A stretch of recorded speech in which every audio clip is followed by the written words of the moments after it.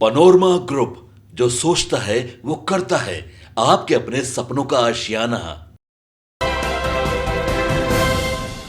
नमस्कार, आप देख रहे हैं सिटी पोस्ट और मैं हूं अभिषेक मिश्रा।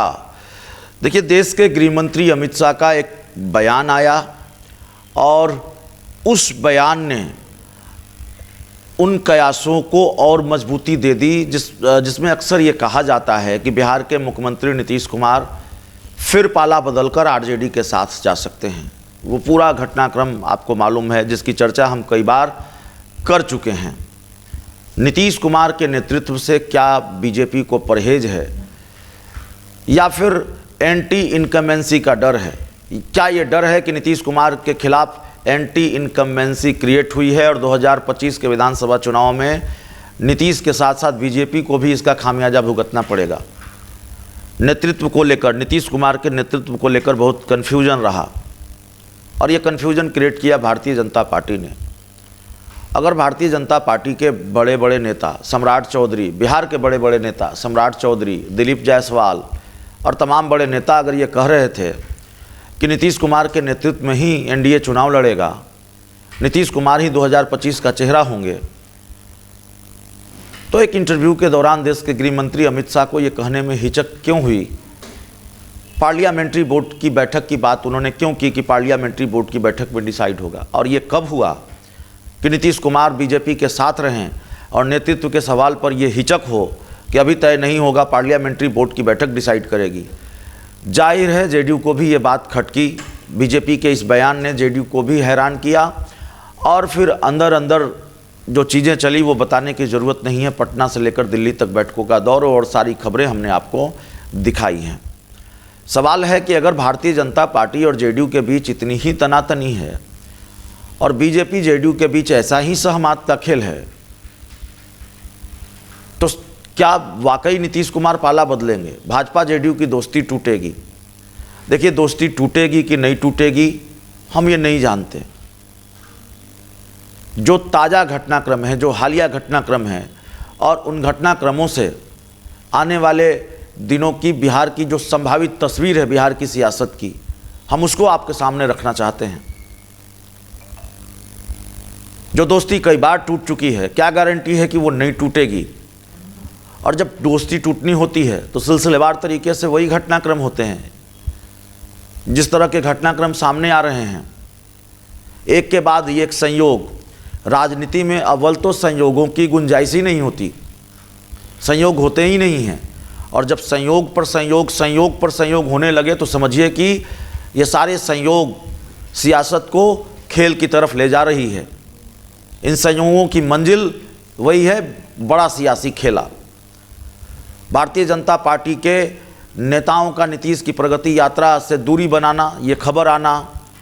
भारतीय जनता पार्टी के नेता, सिटी पोस्ट के ही इंटरव्यू में बड़े कद्दावर नेता हैं संजय पासवान, उन्होंने कहा नीतीश के बिना भी काम चल जाएगा। विजय सिन्हा बिहार के डिप्टी सीएम हैं, कई दशक से राजनीति में हैं। क्या उनको ये मालूम नहीं है कि जो स्थिति और परिस्थिति चल रही है बिहार में, जो घटनाक्रम है, जेडीयू और बीजेपी के बीच जो तनातनी की खबरें हैं, और उस दौर में उन स्थितियों परिस्थितियों के बीच अगर वो कहेंगे कि बिहार में भारतीय जनता पार्टी की सरकार होगी, तभी बीजेपी के कार्यकर्ताओं के कलेजे की आग ठंडी होगी, तो इसका क्या मैसेज जाएगा? इसका क्या नुकसान हो सकता है? क्या विजय सिन्हा को ये पता नहीं था? सबको सब पता है, लेकिन संयोग हो रहे हैं, बयान आ रहे हैं।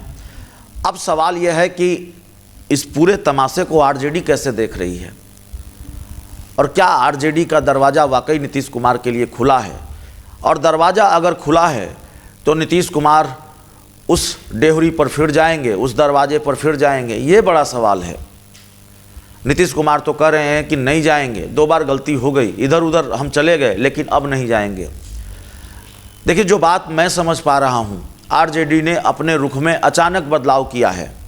ये ठीक है कि राजद और जेडीयू के बीच वार और पलटवार का सिलसिला चल रहा है, तगड़ी लड़ाई चल रही है, इसमें कहीं कोई शक नहीं है। लेकिन जेडीयू ने आरजेडी ने अचानक गियर बदला है। आरजेडी के तेवर अचानक नरम पड़े हैं। आरजेडी के कुछ नेताओं और प्रवक्ताओं की भाषा ऐसी है जैसे वो आरजेडी के प्रवक्ता नहीं, जेडीयू के प्रवक्ता हूँ। नीतीश कुमार को लेकर उनका हृदय परिवर्तन अचानक दिख रहा है। भाई वीरेंद्र का बयान, शक्ति सिंह यादव का बयान और ऐसे कुछ और बयान, जिससे ये साफ लगता है कि नहीं, आरजेडी के तेवर नरम पड़े हैं। आरजेडी ने अपना स्टैंड बदला है, आरजेडी के तेवर में नरमी आई है। तो क्या ये नरमी खरमास के बाद खेल के संकेत दे रही है? बिहार में दही चूड़ा तिलकुट के साथ साथ खिचड़ी भी पकती है मकर संक्रांति पर, तो सियासी खिचड़ी भी पक रही है क्या, या सियासी खिचड़ी भी पकेगी क्या, ये बड़ा सवाल है। लेकिन जो लोग भी ये कह रहे हैं, या जिनको भी ये लगता हो कि बहुत सामान्य है ये सारे घटनाक्रम लगातार सामने आ रहे हैं, मैं उनकी समझ पर सवाल नहीं उठाऊंगा, लेकिन उनको पृष्ठभूमि देखनी चाहिए, उनको ट्रैक रिकॉर्ड देखना चाहिए। बिहार में जब भी बड़े सियासी खेल होते हैं तो किस तरह का घटनाक्रम शुरू होता है, कैसे चीज़ें बदलते जाती हैं और सिलसिलेवार तरीके से कैसे चीज़ें होती हैं।